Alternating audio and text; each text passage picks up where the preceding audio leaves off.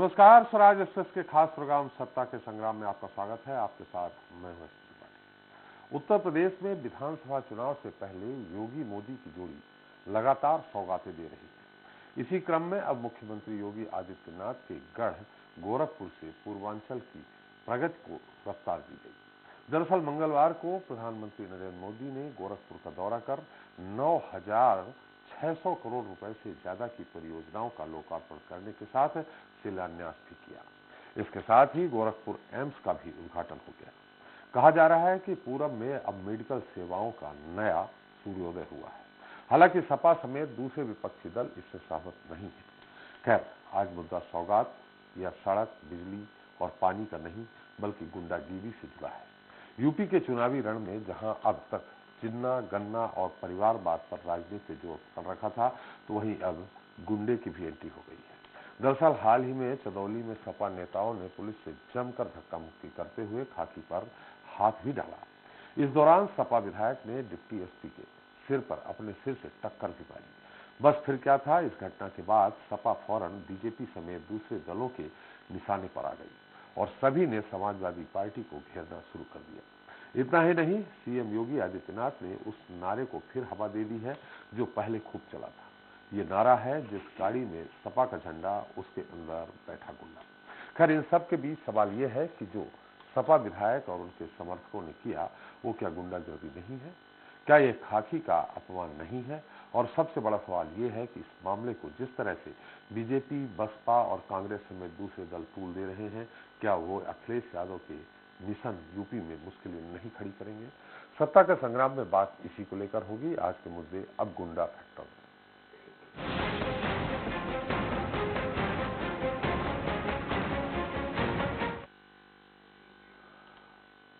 उत्तर प्रदेश की फिजा में भले ही अभी ठंडक ने जोर नहीं पकड़ा, मगर सूबे का सियासी पारा सारे रिकॉर्ड तोड़ने की कगार पर पहुंच रहा है।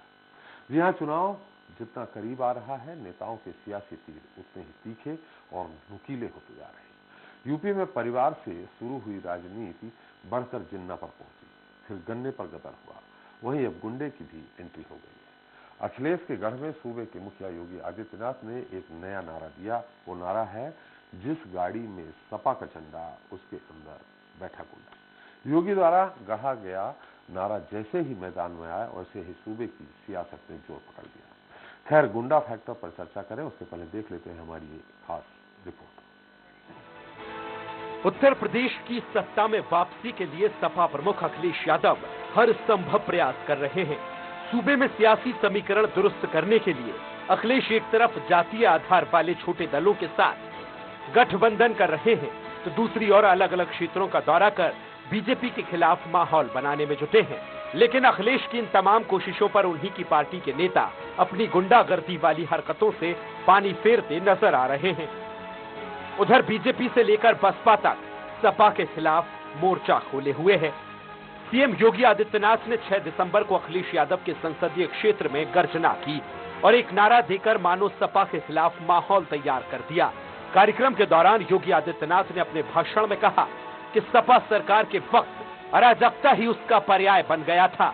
देश के अंदर एक नारा चला था, जिस गाड़ी में सपा का झंडा समझो उसके अंदर बैठा जाना पहचाना गुंडा। समाजवादी पार्टी की सरकार के समय तो अराजकता ही उसका पर्याय हो गया था। देश के अंदर एक नारा चल पड़ा था,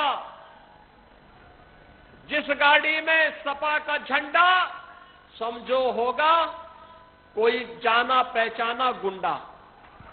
यानी ये नारा ही चल गया था, लोग ये मान लिए थे।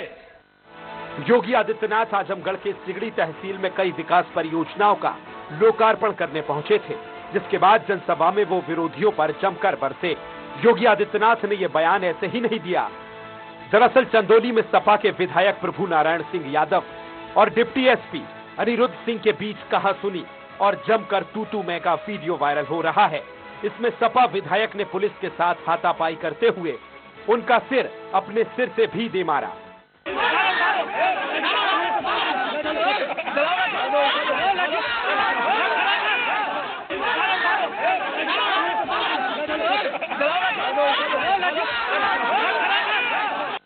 इस घटना को लेकर सपा की छवि को बीजेपी ने गुंडागर्दी से जोड़ना शुरू कर दिया है। इतना ही नहीं, मंगलवार को गोरखपुर में पीएम मोदी ने भी सपा पर जमकर निशाना साधा। उन्होंने कहा कि लाल टोपी वालों को सिर्फ लाल बत्ती से मतलब है। मोदी यही नहीं रुके, उन्होंने ये तक कहा कि लाल टोपी वाले यूपी के लिए रेड अलर्ट हैं। लाल टोपी वालों को लाल बत्ती से मतलब रहा है, उनको आपके दुख तकलीफ से कोई लेना देना नहीं है। लाल टोपी वालों को सरकार बनानी है आतंकवादियों पर मेहरबानी दिखाने के लिए, आतंकियों को जेल से छुड़ाने के लिए। लाल टोपी वाले यूपी के लिए रेड अलर्ट है, रेड अलर्ट। बीजेपी के हल्ला बोल के बीच सपा अध्यक्ष अखिलेश यादव ने भी पलटवार किया। उन्होंने केशव प्रसाद मौर्य के लुंगी वाले गुंडे के बयान पर बोलते हुए इशारों इशारों में लुंगी वाले गुंडे की तुलना सीएम योगी आदित्यनाथ से कर दी। इन सरकार के कामकाज को अगर हम पीछे मुड़ करके देखें, इतना दुख तकलीफ परेशानी किसी सरकार ने नहीं दी होगी जितनी भारतीय जनता पार्टी की सरकार ने दुख और तकलीफ और परेशानी दी है।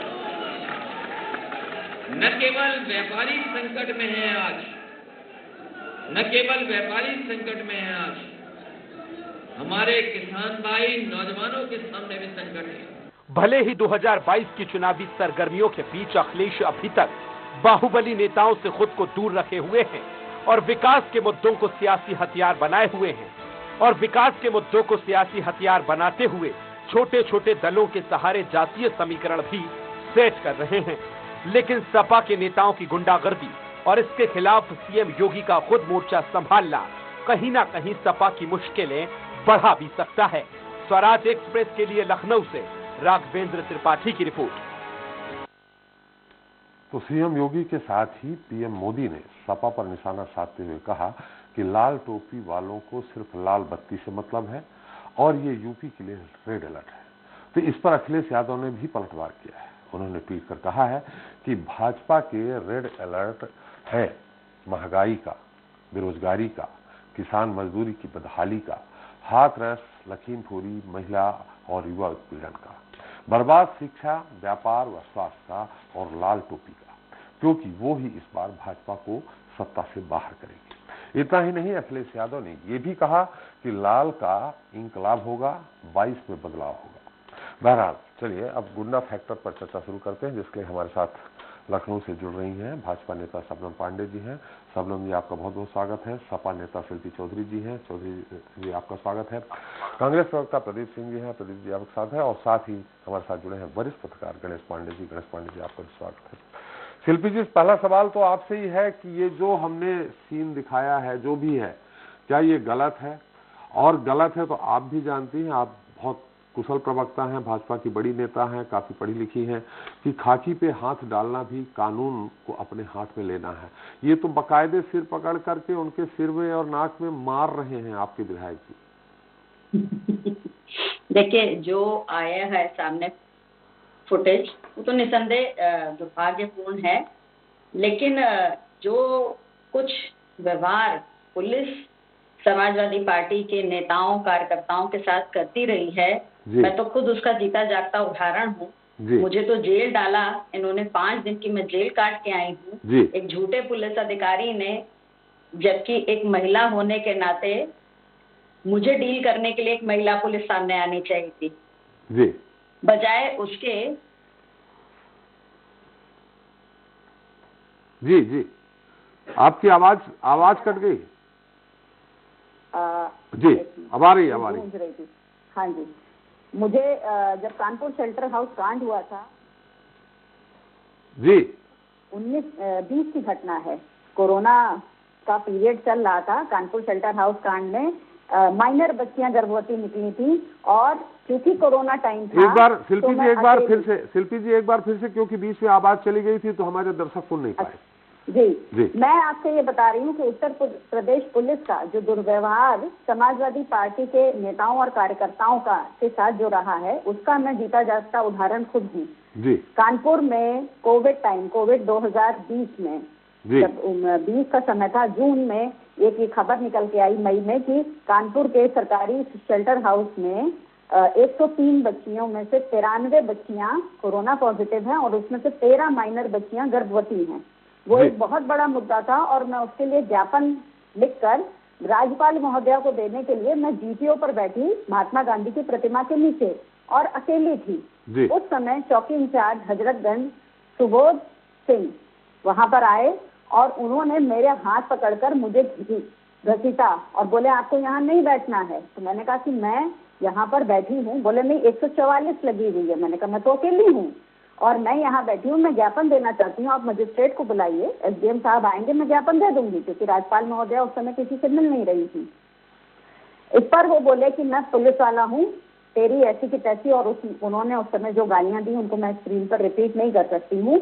माँ बहन की गालियां दी, मेरे साथ हाथापाई की और मुझे घसीटते हुए सुबोध कुमार सिंह नीचे लेकर आए महात्मा गांधी के चरणों से जो 4-5 सीढ़ियां हैं। और उसके बाद जब उन्होंने मुझे माँ की गाली दी और मैंने प्रतिवाद किया, मैंने कहा आप गिरफ्तार करना चाहते हैं गिरफ्तार कर सकते हैं, लेकिन आप माँ या बहन की गाली नहीं देंगे। तो बोले तू कौन होती है, ये वो उनके शब्द थे। और उसके बाद उन्होंने मेरे को मारा, जिसका मैंने जब वहां से प्रतिवाद किया तो महिला पुलिस आई है दौड़ती हुई और वहां के जो राहगीर थे उन्होंने मुझे बचाया और महिला पुलिस आई और वो मुझे बहाने से गिरफ्तार करके जब हजरतगंज चौकी लेके गई है तो मेरे ऊपर जो धारा लगी थी वो 353 लगी थी।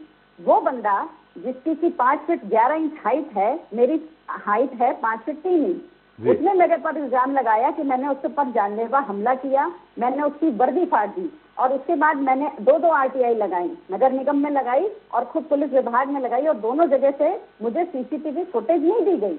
मेरे ऊपर मुकदमा किया गया, मुझे 5 दिन जेल भेजा गया।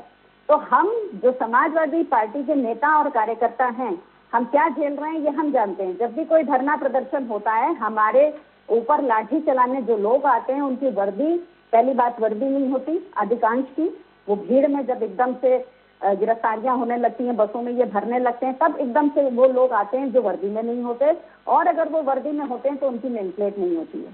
तो ये आप एक तरफा दोष किसी को देना मुझे मेरे हिसाब से तो ये जस्टिफाइड नहीं है। दोनों पक्ष का सुनना चाहिए। विधायक जी का जो हुआ, अब सुबोध ने अपनी एफआईआर में लिखा कि इन्होंने मेरे ऊपर हमला किया। क्या आपको लगता है कि मैं इतनी बेवकूफ हूँ कि मैं किसी के ऊपर हमला करूंगी, एक सरकारी अफसर के ऊपर? और मैंने उनकी वर्दी फाड़ी, ये एफआईआर में लिखा है।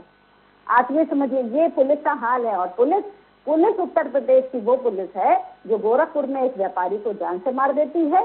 पुलिस उत्तर प्रदेश की वो भी है जो अभी 3 दिन पहले एक आम नागरिक से उसने थप्पड़ और गालियां खाई और वो कुछ कर नहीं पाया। विनोद कुमार जो यहाँ पर दरोगा आए थे लखनऊ।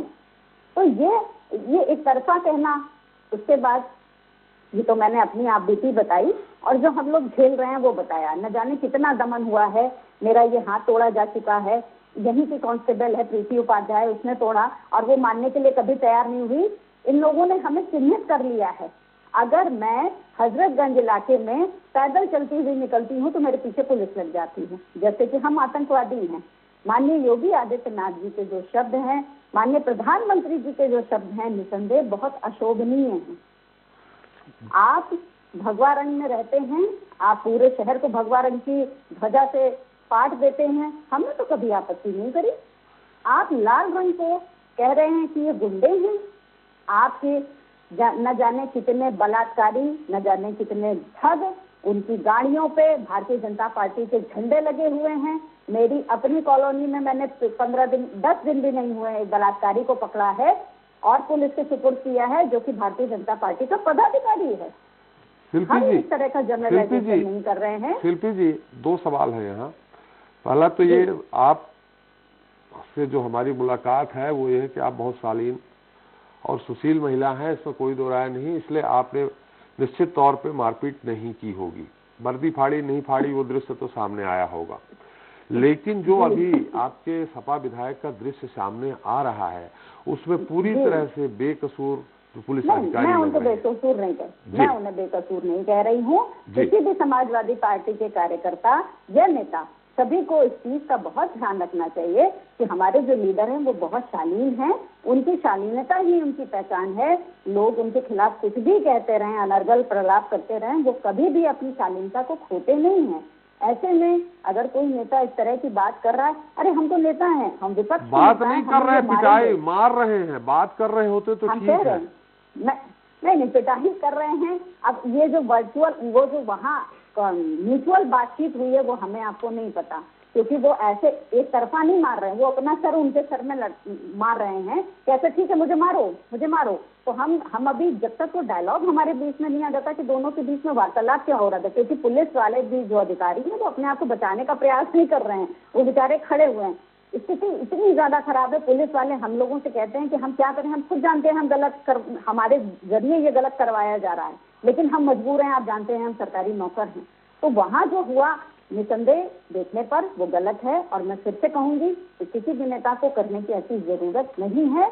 वो लोग अपना काम कर रहे हैं, वो सरकारी कर्मचारी हैं, उनको उनका काम करने दीजिए। आप विपक्ष के नेता हैं, उस नाते आपकी जो भूमिका है वो अलग होनी चाहिए। दमन तो हमारे ऊपर होना ही है, बर्बरता तो हमें झेलनी ही है, लेकिन बदले में हम नहीं करने लगेंगे। हमें अपना आपा नहीं खोलना है किसी जी। बिल्कुल बिल्कुल शिल्पी जी, आपने सही कहा, लेकिन आपने कहा कि प्रधानमंत्री जी या मुख्यमंत्री जी ने जो भी ट्वीट किया है, जो भी कहा है, अशोभनीय है, लेकिन उसके पहले शुरुआत में तो अखिलेश जी ने ही कहा था लुंगी वाला गुंडा।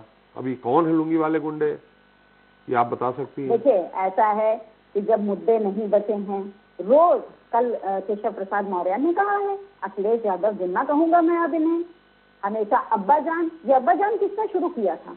पूछिए कि अब्बा जान वाले ये कहना, क्या एक मुख्यमंत्री की ये भाषा होनी चाहिए? मुख्यमंत्री की ये भाषा होनी चाहिए? मुख्यमंत्री जी क्या बोल रहे हैं, और उनका हमेशा कहना है कि मैं उसी लहजे में बात करूंगा, जिस लहजे में सवाल करेंगे मैं उस लहजे में ठोको नीति उनकी लागू की गई है। तो वो ऐसा कौन सा काम कर रहे हैं जो आदर्श हो किसी का? मैंने फिर से कहा है, और इस बात से आप भी सहमत होंगे, पूरे देश के पत्रकार, क्या अंतर्राष्ट्रीय स्तर पर पत्रकार इससे सहमत हैं कि अखिलेश यादव जी जैसा शालीन नेता फिलहाल भारत में विपक्ष में कोई नहीं है। वो अपनी शालीनता कभी नहीं खोते। हमने कभी नहीं कहा कि चौकीदार चोर है। आप कभी भी ये बता दीजिए कि स्टेज से कभी अखिलेश यादव जी ने ये कहा हो कि चौकीदार चोर है? नहीं, हम इस किस्म की हरकतों में नहीं पड़ते। आप कुछ भी कहिए, लेकिन आप कभी कहेंगे अब्बा जान, कभी आप कहेंगे ये, कभी लाल टोपी को तो शुरू से मुख्यमंत्री लुंगी वाला गुंडा तो कहा ना उन्होंने, लुंगी वाला गुंडा तो कहा। ये तो देखिए, जब शुरुआत हो गई है तो प्रत्युत्तर होंगे, दोनों तरफ से होंगे, क्योंकि अगर आपके सपोर्टर हैं, आपके समर्थक हैं, तो यहाँ अखिलेश यादव के भी समर्थक हैं। आप भड़काने के लिए, क्योंकि आपके पास करने के लिए बातें नहीं है। माननीय आदित्यनाथ जी ने तो कम से कम 4 या मेरे ख्याल से 6 महीने हो गए इस बात को कि उत्तर प्रदेश में बच्चे अपनी माँ को कहते हैं, माँ वो लाल टोपी वाला है, ऐसे मुझे डर लगता है। सबसे पहला तो उन्होंने ये शुरू किया था। अरे आप लाल टोपी से क्यों परेशान हैं? हम तो आपके भगवा रंग से नहीं परेशान हैं। और अगर हम कुछ कहेंगे, ये भी आप याद करिए रखिएगा त्रिपाठी जी, अगर समाजवादी पार्टी के किसी नेता के मुंह से कभी कुछ ऐसा भगवा के लिए निकल गया, तो ये वो नीच पार्टी है, ये जो सबसे पहले आएगी और इसको जोड़ेगी हिंदुत्व से, क्योंकि ये मौका देख रहे हैं, ये सिर्फ मौका चाहते हैं, इनको और कोई बात नहीं करनी है। ये कहना लाल टोपियारी, प्रधानमंत्री जी के मुंह से ये बातें सुनने के लिए जनता वहां जा रही है, ये बातें सुनने के लिए जनता वहां जा रही है। जी प्रधानमंत्री आदर्श होता है नागरिकों के लिए, इस तरीके की बात करेंगे प्रधानमंत्री जी। शबनम जी से पूछ लेते हैं। शबनम जी, प्रदीप जी आपके पास आ रहा हूँ, निश्चित है एक तरफ दोनों तरफ हुआ है, आप तो आराम से बीच में खड़े हैं, आपके दोनों हाथ में लड्डू हैं, हम आपके पास आएंगे। शबनम जी, खैर जो दृश्य हमने शिल्पी जी से उत्तर ले लिया, जो हमारे सामने विजुअल्स हैं उसको मैंने दिखाया भी, उनसे सवाल भी किया।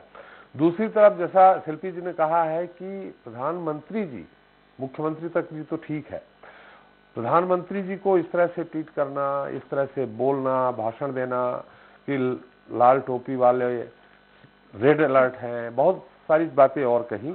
और दूसरी तरफ मुख्यमंत्री जी कहना जिस गाड़ी में सपा का झंडा उस गाड़ी में जाना पहचाना गुंडा, ये थोड़ा स्तरहीन आपको नहीं लगता है एक मुख्यमंत्री के लिए? जी, चाहे प्रधानमंत्री बोले या मुख्यमंत्री बोले या अन्य विपक्ष के नेता बोले, चुनाव के समय इस तरीके की बातें होती हैं, और जहाँ पे सच्चाई हो उसमें बुरा क्या लगना है। जी।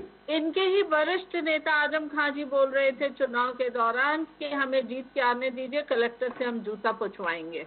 ये इनकी शालीनता है। और जब क्लिपिंग आ जाती है, वीडियो क्लिपिंग पुलिस अधिकारियों से लड़ते लड़ाते विधायक का, तो कहते हैं जरूर पीछे कुछ बात हुई होगी। और जब क्लिपिंग नहीं आती है तो कहते हैं हम पे झूठा आरोप लगाया जा रहा है। मंच से अखिलेश यादव जी कहते हैं कि जिनका घर बुलडोजर से गिराया गया है उनका हम आके घर बनाएंगे। किनका घर गिराया गया है? माफियाओं का। पूरी उत्तर प्रदेश, क्या देश की जनता जानती है। और इस बात को पूरे देश में सराहा जा रहा है कि किस तरीके से माफियाओं को खत्म करने का काम माननीय मुख्यमंत्री योगी आदित्यनाथ जी कर रहे हैं। पर वहीं पे पूर्व मुख्यमंत्री जो शालीनता की, जिनकी प्रवक्ता शालीनता की बखान करते नहीं थक रही, वो माफियाओं के लिए फिर से घर बनाएंगे। जब सत्ता में थे तो आतंकवादियों को जेल से छुड़ाना चाहते थे। क्या ये शालीनता है? क्या ये एक मुख्यमंत्री का कर्तव्य है? शिल्पी जी आऊंगा आपके पास, उनकी बात आने दीजिए शबनम जी की। शिल्पी जी मैं आपके पास आऊंगा। लंबे समय तक सुना है और डिसिप्लिन में सुना है। जी जी जी। मैं गुंडे वाली पार्टी की नहीं हूँ, इसलिए शालीनता से लगातार सुनती रही। लेकिन जिस पार्टी के वरिष्ठ नेता आपको जवाब शिल्पी जी, बलात्कारियों की पार्टी के नहीं है। शिल्पी जी, शिल्पी जी, शिल्पी जी उनकी बात आ जाए फिर हम आपके पास आएंगे। शिल्पी जी उनकी बातें आ जाने दीजिए। शिल्पी जी शबनम जी की बात आ जाने दीजिए। नहीं, ये शालीनता की बात क्या कर रही है? ये जिहाद का सबसे बड़ा एग्जाम्पल है जो इनका पूरी इनकी पार्टी का एजेंडा है। शिल्पी जी, शिल्पी जी शबनम जी की बात आ जाने दीजिए। शिल्पी जी ऐसे में नहीं हो पाएगा डिस्कशन। आप दोनों लोगों की बातें जनता तक नहीं पहुंचेंगी। अपनी बात पे रहें, अपनी बात पे रहें। जी शिल्पी जी, शबनम जी, शबनम जी, व्यक्तिगत मुझे भी होना आता है। जी शबनम जी। देखिए, मैं सही कहती हूँ कि कोई चीज सच्चाई है वो सामने आ जाता है। आपने देखा कि डिबेट में लंबे समय तक उन्होंने क्या क्या अनर्गल बातें की, मैं सुनती रही। जी। इन्होंने मारपीट पुलिस अधिकारी से किया, इनके पास फुटेज नहीं है तो कहती हैं वो झूठ बोल रहे हैं। जिनका फुटेज आ गया उनके लिए कहते हैं पीछे कुछ बात हुई होगी। और देखिए क्या शालीनता। शिल्पी जी, शिल्पी जी कृपया कृपया, शिल्पी जी कृपया कृपया शबनम जी की बात आने दीजिए फिर आप कहिएगा। मुख्यमंत्री जी, शिल्पी जी, शिल्पी जी कृपया शबनम जी की बात आने दीजिए। देखिए शिल्पी जी जब भी आप आरोप लगा रही थी वो सुन रही थी, अब उनकी बात आ जाए तब आप कहिएगा। आपके पास आऊंगा मैं फिर से, बहुत समय है, त्रिपाठी जी बहुत समय है। शिल्पी जी ये नेता है, ये विचारधारा के साथ नहीं जुड़ी, इसकी जिंदगी निकल गई। त्रिपाठी जी, चोरी और सीना चोरी, ये गुंडों का रवैया होता है, वही हाल है इनका। जिस पार्टी से है उस पार्टी का चाल चरित्र ये दिखा रही है कि अगर दूसरा सुन सकता है तो इसमें सुनने का दायरा नहीं है। ये अब गुंडागर्दी भी करे और लोग शिल्पी जी देखिए, शिल्पी जी आपने बात की वो सुन रही थी, शिल्पी जी वो सुन रही थी, अब उनकी बात आने दीजिए। मैं फिर से आपके पास आऊंगा, आप अपनी बात रख लीजिएगा। मैं फिर ठीक है, फिर ये बीच में बोलेंगी नहीं, चलिए इनको बोल लेंगी। शिल्पी जी हाँ, उनकी बात आने दीजिए फिर मैं आपसे पास बात रखिएगा। जी शबनम जी। त्रिपाठी जी, सपा के प्रवक्ता को बोल दीजिए, हम लोग अनुशासन वाली पार्टी के, हम बीच में नहीं बोलते। लंबे समय से मैं सुन रही थी, लेकिन गुंडागर्दी करने वाली शिल्पी जी आपने अभी कहा कि वो बीच में नहीं बोलेंगे। उनकी बात आने दीजिए फिर मैं आपके पास आऊंगा। उनकी बात आ जाए मैं फिर आपके पास आऊंगा। प्रदीप जी मुस्कुरा रहे हैं बैठ के। जी नहीं, देखिए मैंने तो बोला और उदाहरण सामने पेश कर दिया सपा के प्रवक्ता ने कि कैसे गुंडागर्दी वाली पार्टी, और मुख्यमंत्री जी और प्रधानमंत्री जी ने कितना सही किया उसको उन्होंने प्रूफ भी कर दिया। मुझे प्रूफ करने की जरूरत नहीं पड़ी। तो मैं यही कहना चाहती हूँ, अगर कोर्ट में भी मामला जाता तो इस तरीके का इनका बीच में इंटरफेयर करके उल्टा सीधा बोलना साफ दिखाता कि क्या जजमेंट आती। चलिए शबनम जी अपनी बात करें यहाँ। शबनम जी एक देखिए, इसके पहले परिवारवाद से लेके सारी एंट्री हुई। अक्षरशः मुख्यमंत्री और प्रधानमंत्री की बात को सही ठहराया, उदाहरण दिया, और उदाहरण के साथ सामने उनके प्रवक्ता, सपा के प्रवक्ता, लाल टोपी वाले के प्रवक्ता की जो उनका व्यवहार था, उनका चाल और चरित्र था, वो सामने आपको दिख गया। शबनम जी, तो जब गुंडों को आप प्रश्रय दोगे, माफियाओं को प्रश्रय दोगे, आतंकवादियों को प्रश्रय दोगे, बलात्कारियों को ये प्रश्रय देते हैं, तो ऐसी पार्टी के लिए जनता में जब हम जाते हैं जी, तो अखिलेश जी का एक ट्वीट आया है, अखिलेश जी ने ट्वीट किया है, बाकायदे उन्होंने प्रत्युत्तर में कहा है कि आप रेड अलर्ट हैं, रेड अलर्ट महंगाई को लेकर, शिक्षा को लेकर, बदहाल व्यवस्था को लेकर, कानून व्यवस्था को लेकर, और साथ में उन्होंने एक चैलेंज भी किया है। उन्होंने कहा रेड अलर्ट इस बात का है कि 22 में बदलाव होना है, उसके लिए रेड अलर्ट है, ये कहा है उन्होंने, अखिलेश जी ने। देखिए, जिस तरीके से इन्हें गुंडे की पार्टी की कहा जाता, उसी तरीके से अपने मुंह मियां मिट्टू बनने की भी आदत अखिलेश जी को है। रेड अलर्ट किस चीज के लिए? जब हम जाते हैं रोड पे तो रेड लाइट दिखती है रुकने के लिए, और जनता ने इन्हें अब विपक्ष में ही रुकने का कह दिया है, लाल टोपी पहन के और रेड लाइट की तरह आप वहीं पे रुके रहिए, ये जनता ने इनको कह दिया है। क्योंकि जनता ने देख लिया कि हम सत्ता में डालने के बाद ऐसी विपक्षी पार्टियों को कि उन्होंने अपने घर को भरा है। अगर किसानों की बात ये करते हैं तो इनसे पूछिए, गन्ना किसानों का क्या बदहाल स्थिति इन्होंने किया था। 20 कितने गन्ना मिलों को बेच दिया था सपा बसपा ने मिलकर, और किस तरीके से हमने 20 कोरोना के समय में 20 गन्ना मिलों का आधुनिकीकरण किया और उसको हमने एक बहुत ही बेहतर स्थिति में लाया। किस तरीके से किसानों को किसान सम्मान योजना और तमाम ऐसी सुविधाएं दी। शिक्षा के इधर भी देखिए तो हमने मेडिकल कॉलेज हो, इंजीनियरिंग कॉलेज हो, एम्स देखिए गोरखपुर में हमने खोल दिया। शायद ये 5 साल में जो काम हमने किया ये 70 साल में कांग्रेस तक नहीं कर पाई। समझ जी, आज गुंडे वाली बात हो रही है। आप अनुशासनबद्ध पार्टी कह रहे हैं, जो गुंडागर्दी करेंगे वो विकास क्या करेंगे? कैडर बेस पार्टी के हैं आप कैडर बेस पार्टी के हैं, और कैडर बेस पार्टी के मुख्यमंत्री अगर ये कहें कि जिस गाड़ी में सपा का झंडा उसमें जाना पहचाना गुंडा, या थोड़ा सा कैडर बेस पार्टी के लिए अच्छा नहीं होता। नहीं, अगर आप इस बात को कहते हैं, अगर हम नहीं कहते तो जनता तो कह ही रही है लगातार। हम जनता के बीच जाते हैं, जनता कहती है कि हम त्रस्त थे इनसे, त्रस्त थे इनकी गुंडागर्दी से। ये माफियाओं को हमारा जमीन हड़पने के लिए, हमारी धन दौलत हड़पने के लिए, हमारे परिवार को दहशत में डालने के लिए ये प्रश्रय देते थे। तो उस वक्त माफियाओं और आतंकवादियों का राज था। अगर उत्तर प्रदेश में देखा जाए तो 200 से भी ज्यादा दंगे हो चुके थे इनके राज में। तो अगर हम नहीं कहते तो सच्चाई से आंख नहीं मूंदा जा सकता। जो सच्चाई है उसी को प्रधानमंत्री जी और मुख्यमंत्री जी ने सामने लाया है। ये धरातल पर उतरे, जनता से सुने तो जनता इनके लिए क्या कहती है। एक भी कार्य इन्होंने पूरी तरीके से लोकार्पण नहीं किया किसी भी कार्य का, और जो कार्य हम पूरा करते हैं झट से कहते हैं कि ये तो हमारा काम था। अरे कागजों पे घोड़ा दौड़ाना और सड़क पे काम करने में अब तक नहीं पता कि गुंडों की पार्टी को, फिर इन्हें बुरा क्यों लगता है? जी, आतंकवादी है उसे आतंकवादी कहेंगे, जो गुंडों की पार्टी है उसे गुंडों की पार्टी कहेंगे, इससे बुरा क्या लगना है? चलिए, प्रदीप जी हमारे साथ हैं। प्रदीप जी, आप निश्चित बीजेपी पे तो वार करेंगे ही। सपा का जो मैंने आज जो दिखाया, विधायक जी का जो मैंने फुटेज दिखाया, शिल्पी जी ने भी कहा, योगी आदित्यनाथ जी का जो नारा था, फिर इसके पहले अखिलेश जी ने जो लुंगी वाला गुंडा कहा था, इसमें आप लोग बिल्कुल पाक साफ हैं, आप अलग हैं। दोनों के लिए आपकी क्या प्रतिक्रिया है? दोनों के लिए त्रिपाठी जी, नारा तो चल रहा है जी, लेकिन मुख्यमंत्री महोदय ने नारा बदल दिया जी। नारा ये पूरे प्रदेश में चल रहा है कि जिस गाड़ी में कमल निशान जी, उस पर बैठे नेता की गुंडई है पहचान। ये नारा पूरे प्रदेश में चल रहा है, लेकिन इस नारे को छिपाकर मुख्यमंत्री जी ने नारा बदल दिया। अब जब ये कहते एक तरफ जब विधायक का पुलिस अधिकारी से आंदोलन के बीच में भिड़ंत दिखाते हैं, तो दूसरी तरफ तो केवल वो पकड़ के एक दूसरे का सर लड़ा रहे हैं।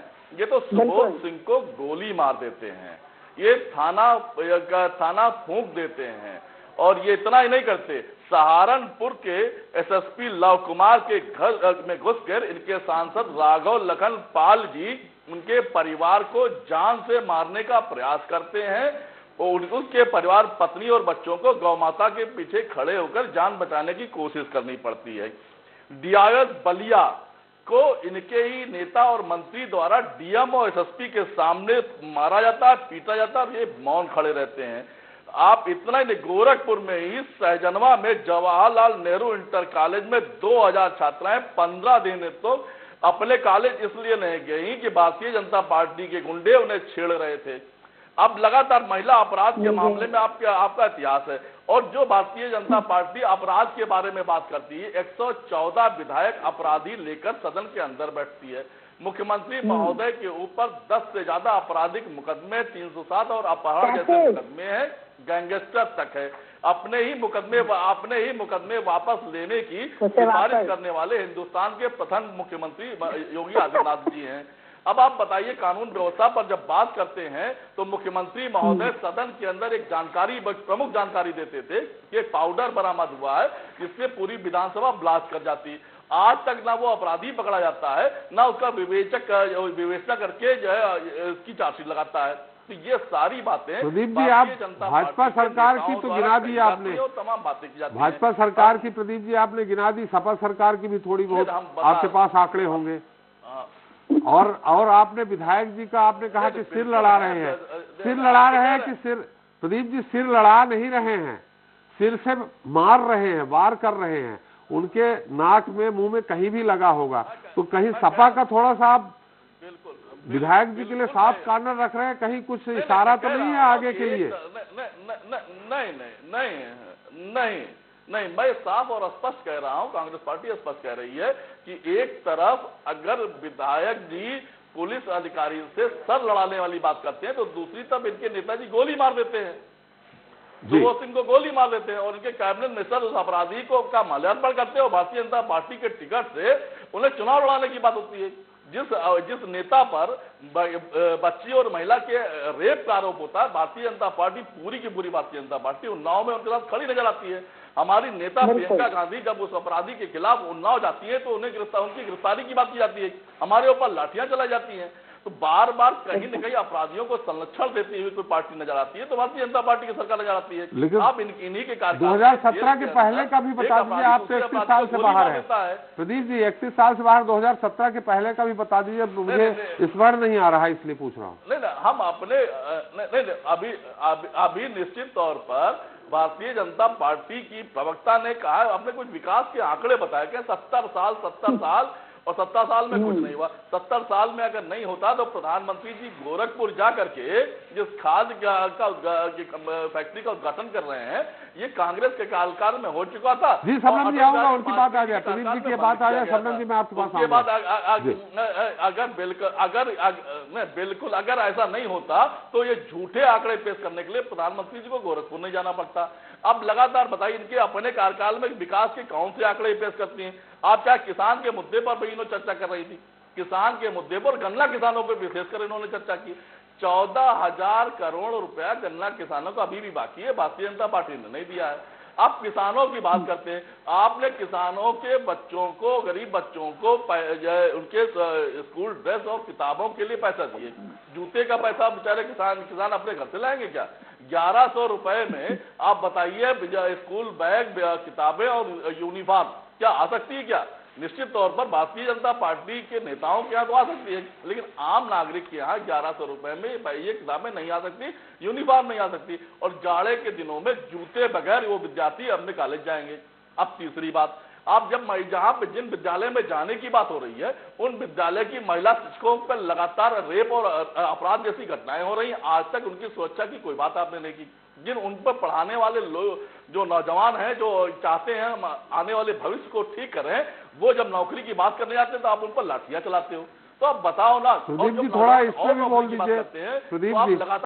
प्रदीप जी निश्चित तौर पे काफी सालों की सरकार हो, नलकूप भर्ती घोटाला आपका है, शिक्षक भर्ती घोटाला हम और आप कई बार मिल चुके हैं। प्रदीप जी आपके पास आंकड़े बहुत अच्छे रहते हैं, घोटाला है।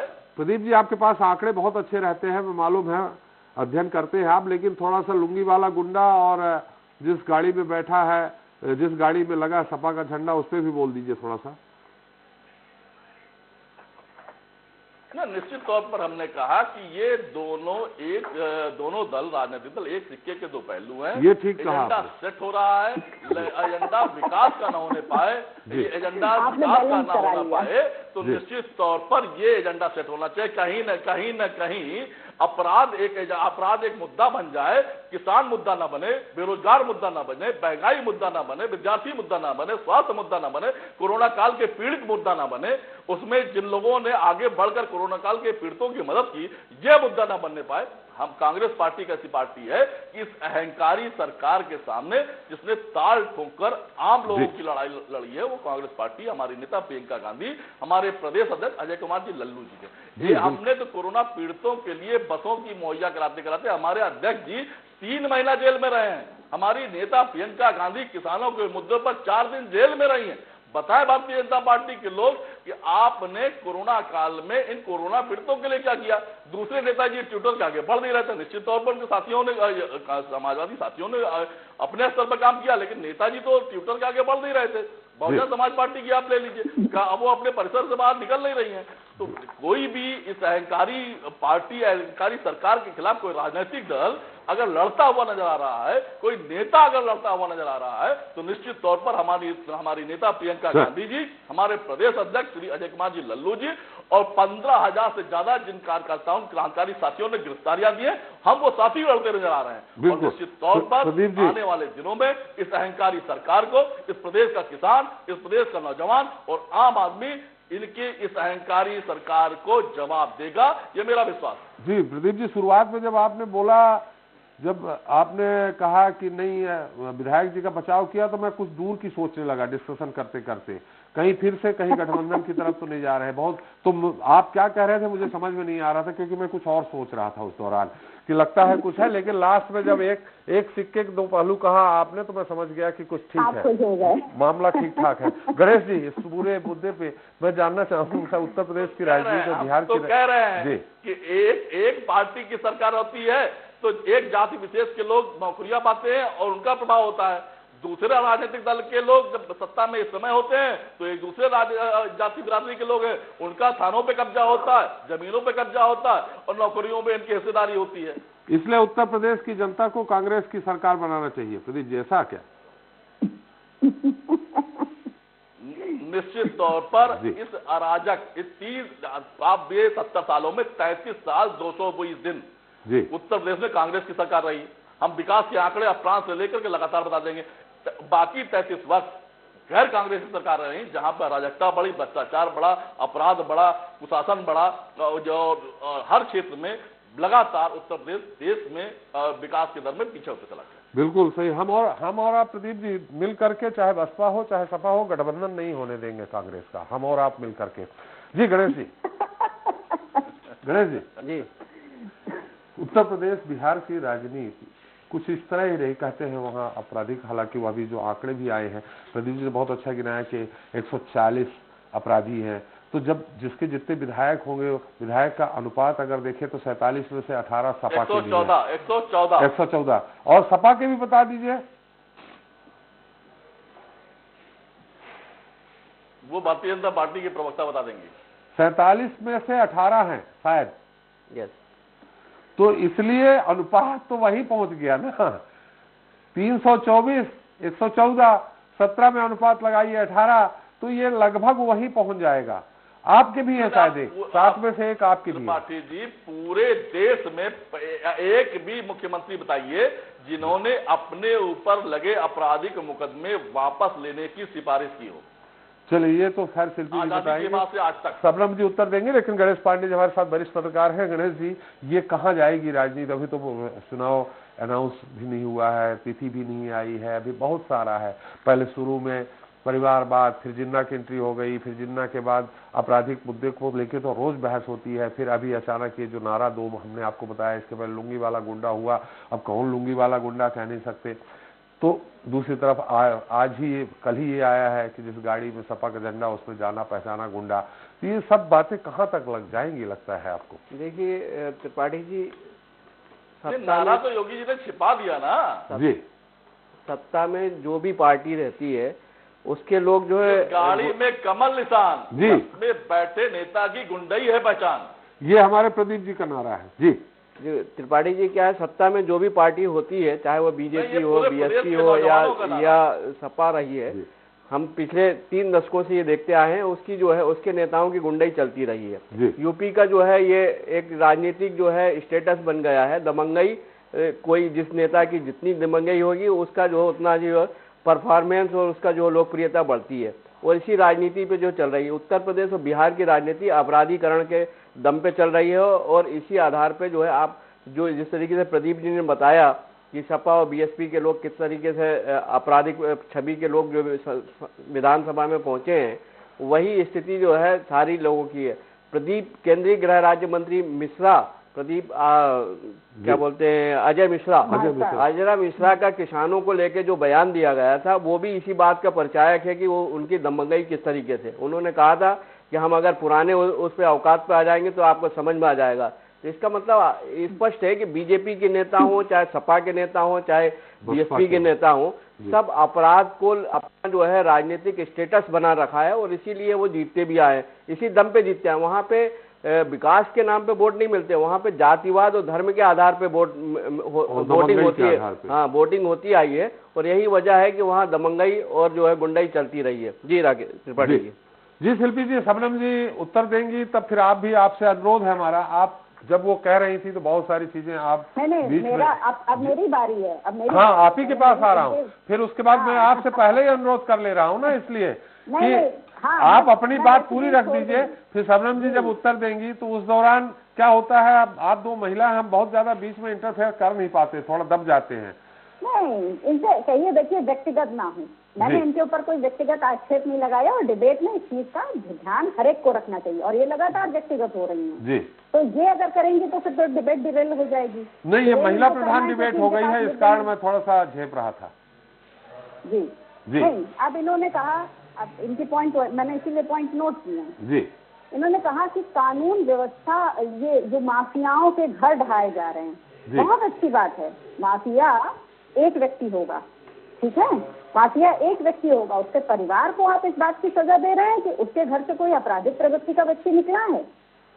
ये माफियाओं माने जो माफिया है अलग, परिवार को उन्होंने कहा पूरे मकान ढाए जा रहे हैं, तो उन मकानों में कौन रह रहा है? पूरे परिवार को इन्होंने तबाह किया है, ऐसे न जाने कितने। और इन्होंने कह दिया, आप पॉइंट नोट कर लीजिए, मैं आप ही उत्तर खत्म करूंगा। तो ये मुझे भी माफियाओं के लिस्ट में खड़ा कर देंगी, तो ये मुझे भी माफियाओं के लिस्ट में खड़ा कर देंगी, तो मेरे घर में भी यही होना है। क्योंकि अभी तो ये हो रहा है, ठोको नीति चल रही है, तो जो इनको नहीं अच्छा लग रहा है वो अजय मिश्रा टेनी, उनके घर को इन लोगों ने ढाया क्या?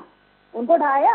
19 दिसंबर 2019 परिवर्तन चौक पे जो बलवा हुआ, उस दौरान एक रिटायर्ड आईपीएस जो कि अपने घर में 24 घंटे पहले से हाउस अरेस्ट थे, एक सामाजिक कार्यकर्ता सदब जफर, वो SR दारापुरी जी, ऐसे समेत 15 से 18 लोगों के इन्होंने होर्डिंग लगाए सड़क पर। जो व्यक्ति हाउस अरेस्ट था उस पर इन्होंने दोष लगाया कि इन्होंने वहां दंगा भड़काया, और इन्होंने उनके घर की कुर्सी तक के आदेश दिए, सदब जफर के भी और SR दारापुरी साहब, जो कि खुद एक रिटायर्ड आईपीएस व्यक्ति हैं।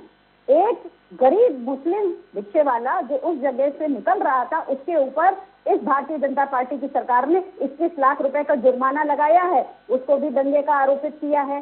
तो हर इस तरह का आदमी, मैं तो कह रही हूँ कि मेरा नाम भी कल को माफियाओं की लिस्ट में आएगा इन्हीं लोगों के चलते।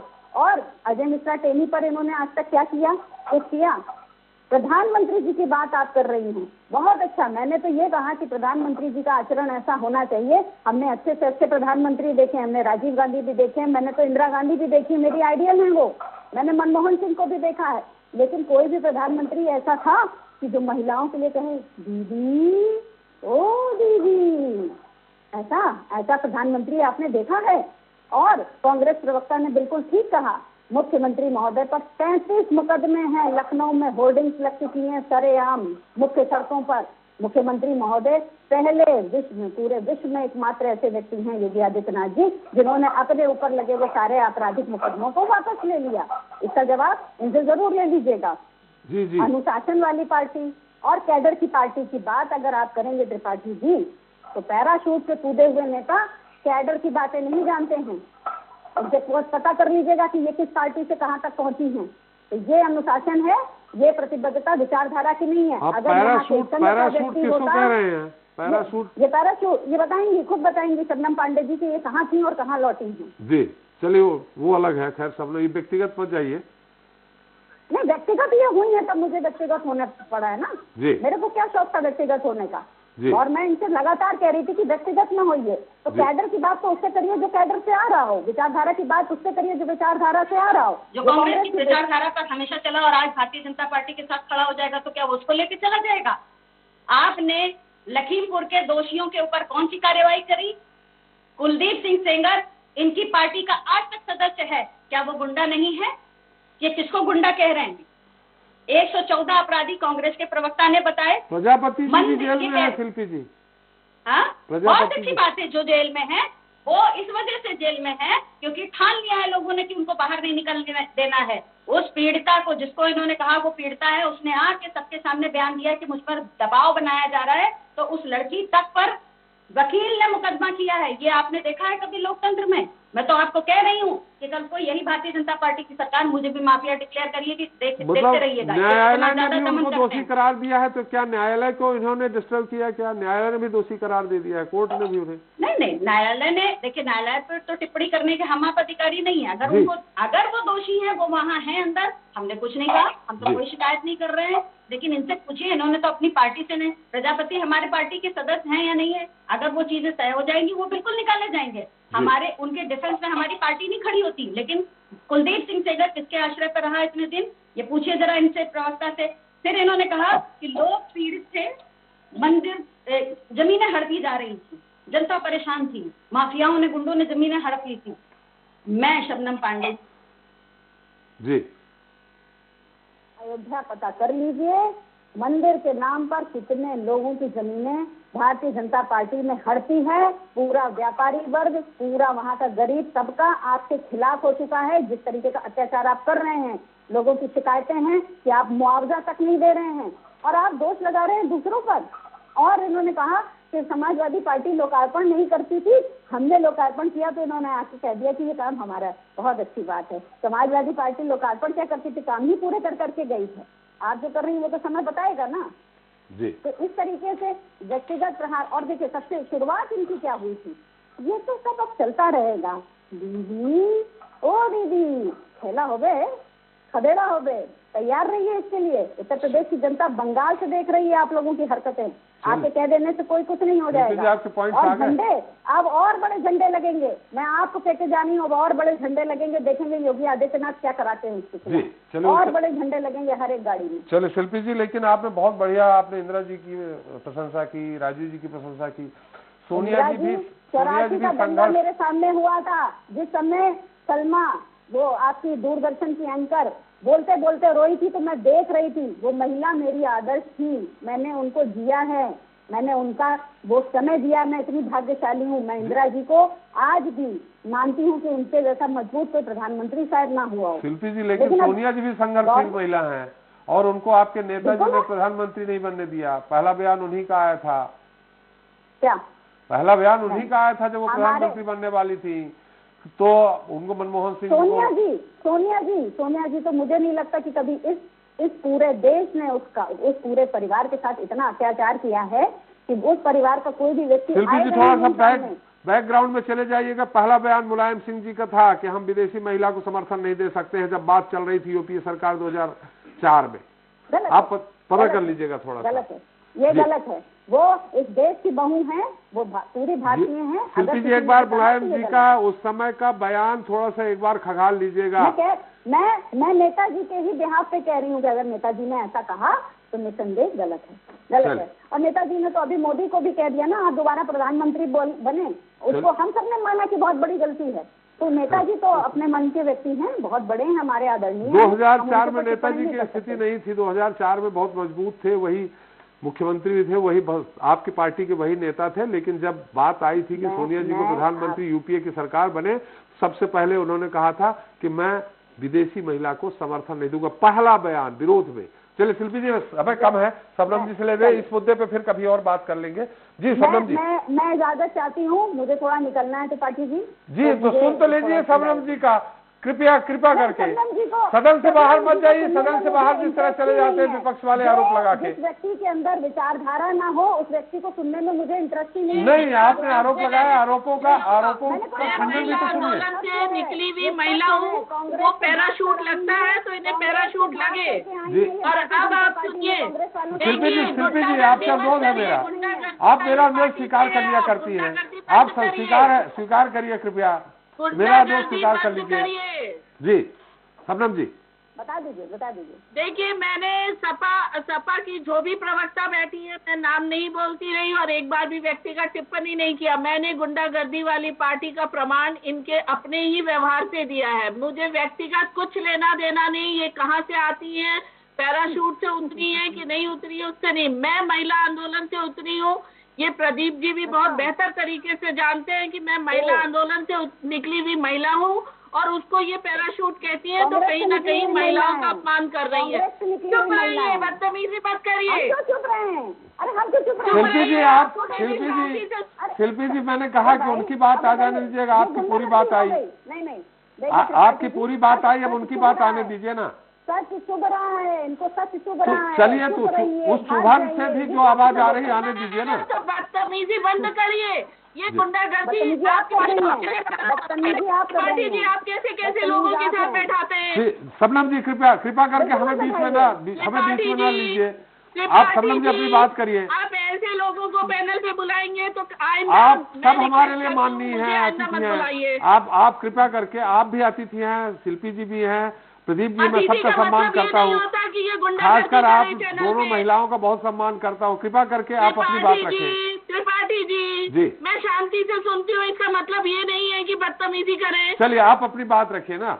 नहीं, आप अगर ठीक से मेंटेन करा पाए डिबेट तो मुझे बुलाइए। आइंदा बहुत से प्रवक्ता मिलेंगे आपको। नहीं, हम आपसे अच्छा प्रवक्ता हमको नहीं मिलेगा, आपसे अच्छा प्रवक्ता नहीं मिलेगा। कृपया अपनी बात रखिए, कृपया अपनी बात रखिए। शिल्पी जी चाह रही हैं, वो शिल्पी जी इसीलिए चाह रही हैं, वो भड़का रही हैं और आप भड़क रही हैं। इन्हें भी सुनना पड़ेगा। जी सुनाइए। जानती तो नहीं है डिबेट पे जी, 4 दिन डिबेट किया हुआ नहीं कि शबनम जी अभी अब चुनाव बहुत दूर है, इस तरह जो भी प्रवक्ता आएंगे इस तरह की बातें आएंगी। मेरा अनुरोध है आपसे अपनी बात रखिए। गुंडागर्दी वाले कोई प्रवक्ता नहीं आते साथ में। किस तरह डिबेट होता है ये मैं वर्षों से कर रही हूँ। प्रदीप जी जानते हैं, मैं बहुत लंबे समय से डिबेट कर रही हूँ। जी मुझे मालूम है, प्रदीप जी को भी, हमें भी मालूम है। शबनम जी आप अपनी बात तो रखिए। देखिए, मैं साफ बता देना चाहती हूँ, अगर कोई व्यक्तिगत मेरे बारे में जानना चाहता, मैं महिला आप बिल्कुल व्यक्तिगत नहीं, आप बच जाइए, आप तो अपनी पार्टी की तरफ से मैं बता दूं, ये ना सोचे कि मैं कहीं सोच सिफारिश से आने वाली। मैं महिला आंदोलन से निकली हूँ, मुझे कांग्रेस पार्टी ने बुला के पार्टी ज्वाइन कराया था। उसके बाद जब राहुल गांधी की लीडरशिप आई, उससे नाराज होकर मैंने भारतीय जनता पार्टी ज्वाइन की और भारतीय जनता पार्टी में भी अपना स्थान अपने बलबूते पे बनाई हूँ। ये मुझे मालूम है, जनता भी जान रही है, आप ये क्यों कह रही हैं? नहीं, जनता जानती है, पर जो नए लोग आए हैं वो नहीं जानते होते हैं, इसलिए उन्हें बता दूं ताकि इस भ्रम में ना रहे। अब दूसरी बात जानते हैं दूसरी बात, माफियाओं को के घर को बुलडोजर से गिराया गया तो उसके परिवार उस घर में रहें, ऐसा कहीं होता नहीं है। अगर नक्शा बगैर पास किए हुए भवन बनाया गया है, जनता की जमीन को कब्जा करके माफिया ने जमीन बनाया है और उसका परिवार उसमें रह रहा है, परिवार को भी कोई अधिकार नहीं गैर कानूनी ढंग से किसी घर में रहे। अगर सरकार गिराती है ऐसे गैर कानूनी घर को, उसका समर्थन केवल माफिया को समर्थन देने वाली पार्टी कर सकती है, अन्य पार्टी नहीं। सीएए के आड़ में आगजनी करने पे तमाम लोग अंदर गए हैं, उनकी पैरवी भी सपा जैसी पार्टी कर सकती है। अब हमारे कांग्रेस के साथी कह रहे हैं कि गोरखपुर की फर्टिलाइजर फैक्ट्री को हमने बनवाया था। मैं उनको, प्रदीप जी को बता देना चाहती हूँ, मेरे छोटे भाई हैं, मैं खुद जानती हूँ कि 45 साल से वो गोरखपुर की फैक्ट्री बंद पड़ी थी और उस वक्त केंद्र में इनकी सरकार रही है और ये भी उत्तर प्रदेश में सरकार में रहे, लेकिन उस फैक्ट्री को खुलवाने की किसी में हिम्मत नहीं रही। आज भारतीय जनता पार्टी जब सत्ता में आई है तो 45 साल पूर्व से बंद अंग्रेजों के समय की बनी हुई उस फैक्ट्री को चालू कराने का काम। जी प्रदीप जी सुन लीजिए, मैंने सुन लीजिए थोड़ा सा, सबने जी थोड़ा संक्षेप में बोलिएगा अपने टर्न में, सबने जी थोड़ा संक्षेप में, क्योंकि समय कम है, सबने जी थोड़ा संक्षेप में। और कांग्रेस के पूर्व राष्ट्रीय अध्यक्ष उनके बहनोई सभी पे आरोप है, किसी पे जमीन कब्जा करने का, किसी पे कुछ और घोटाले का। तो इसलिए मुख्यमंत्री पे आरोप लगाने से पहले अपने घर में देख ले कि किस तरीके से माफियाओं को और अराजक तत्वों को राजनीति में लाने का काम कांग्रेस पार्टी ने किया। और आज 27 साल यूपी बेहाल का नारा लगा के कांग्रेस पार्टी उत्तर प्रदेश में जब प्रचार कर रही थी चुनाव के दौरान, तो वही सपा के साथ आज खड़ी दिख रही है जिसके लिए इसने कहा था 27 साल यूपी बेहाल। तो इससे साफ दिखता है, चाहे कांग्रेस पार्टी हो, चाहे सपा हो, ये बसपा हो, ये केवल जनता को लूटने के लिए प्रदेश में सत्ता चाहते हैं। इन्हें प्रदेश की जनता से कोई लेना देना नहीं। जी सबनम जी आपकी बात आ गई। प्रदीप जी समय 1 मिनट बचा है, चूंकि फिर दूसरे बुलेटिन का भी समय होगा। कृपा करके आप जो भी कह रहे हैं अपडेट बता रहे थे, बिल्कुल और इस बात की पुष्टि कर दीजिएगा थोड़ा सा प्रदीप जी, इस बात की पुष्टि कर दीजिएगा जो मैंने शिल्पी जी से कहा कि पहला बयान मुलायम सिंह जी का था जब चल रहा था सोनिया जी प्रधानमंत्री बनेंगी कि विदेशी महिला को नहीं बनने देंगे। सही बताया है जी। और महिला आरक्षण बिल भी पाया था उन्होंने। जी सबनम जी आप सुन लीजिए प्रदीप जी को। 1968 प्रधानमंत्री 20 अप्रैल 1968 प्रधानमंत्री श्रीमती इंदिरा गांधी, इन्होंने गोरखपुर फर्टिलाइजर कंपनी का उद्घाटन किया था।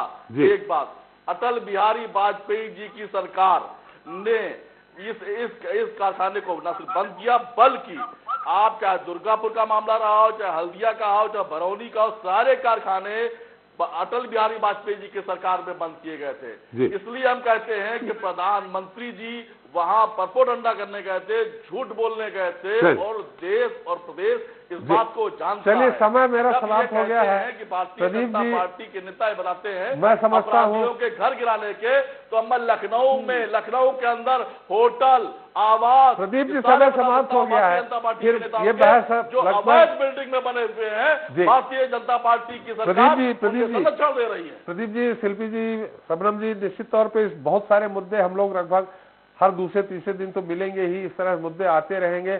हम गणेश पांडे जी हमारे साथ वरिष्ठ पत्रकार है, बहुत संक्षिप्त पड़े गणेश जी पूरे जो हमारे शिल्पी जी ने कहा, सबनम जी ने कहा और प्रदीप जी ने कहा।